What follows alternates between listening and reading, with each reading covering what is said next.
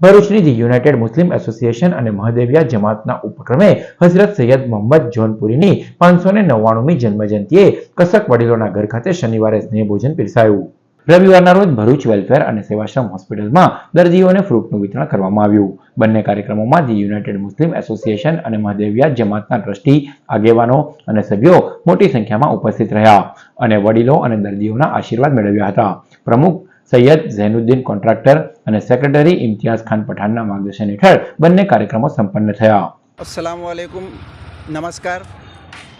આજે મહદેવિયા જમાત ભરૂચના પીરે તરીકત પીર હઝરત સૈયદ મોહમ્મદ જોનપુરી સાહેબનું 599મો જન્મદિવસ નિમિત્તે મહદેવિયા જમાતે 3 પ્રોગ્રામ યુનાઇટેડ મુસ્લિમ એસોસિએશનના સંયુક્ત ઉપક્રમે ગોઠવ્યા છે।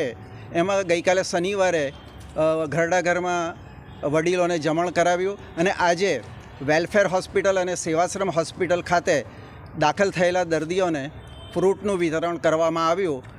આ તકે અમને વડીલો અને દર્દીઓના ખૂબ આશીર્વાદ મળ્યા।